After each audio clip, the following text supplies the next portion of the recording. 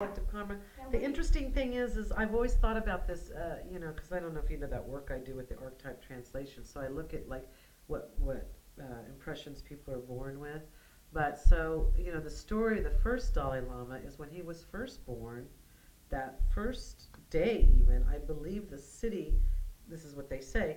The city was, being burnt up.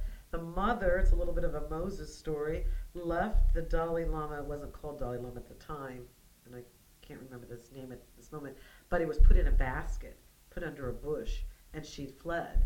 And there was, I don't know if there was one or two black birds, and they believe that the black birds was an incarnation of Pandan Lama, which is here seen on the horse, a protective deity for Tibet.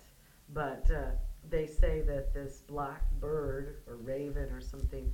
So even the first day when His Holiness, the first Dalai Lama was born, there was this exile and this fleeing of the country.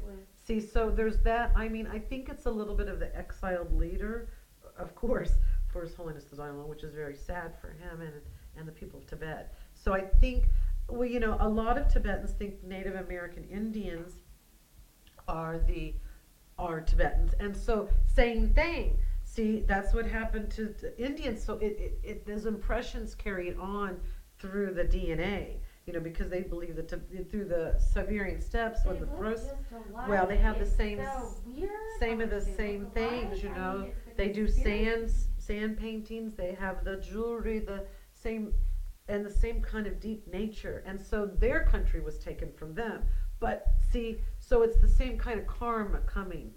And they're exiled people. They're exiled in their own home. But one thing with the Tibetan people is people need to know, a lot of people don't know that they've lost their country. They don't know that there's 250,000 Chinese, not the Chinese, I love Chinese.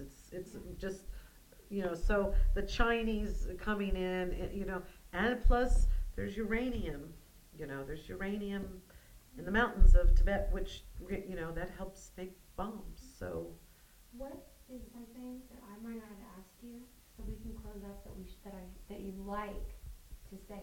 Maybe there's something I didn't ask you, or maybe there's some final thoughts that you'd want to give or anything. Because we did a great interview. Is it? I don't know. Yeah, it's great. Is it? So, lady, come on. I have no idea. I felt like my thoughts got a little. No. I didn't finish the 3 doors, but it anyway. Doesn't matter. You'll cut that out, right? Yes.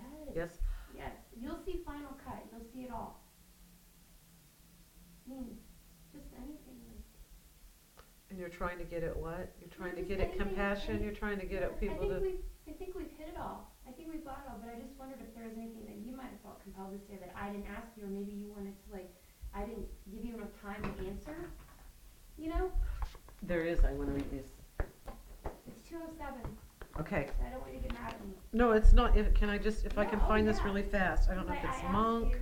if it's anger. I can't remember. There's these different categories in this book, and there's only 4 or 5 little lines, but I probably would never be able to find it unless I had it marked, which I was hoping I had it marked.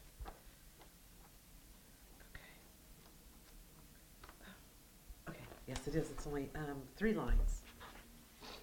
What's the book? So I'm going to read from the Dharmapada, and this one is in English, but it's also in Tibetan, and so that's one thing. The Tibetan script is, Tibetans have their own unique art and, of course, culture and language. So this comes from the Dharmapada. Gain mastery over your body. Guard yourself from acting angrily. Keep yourself from sinful action. Use your body well. Gain mastery over your speech. Guard yourself from speaking angrily. Keep yourself from speaking wrongly. Use your speech well. Gain mastery over your mind. Guard yourself from anger and angry thoughts. Keep your mind from mental basement. Use your mind well. Om, om, om, om, om, om.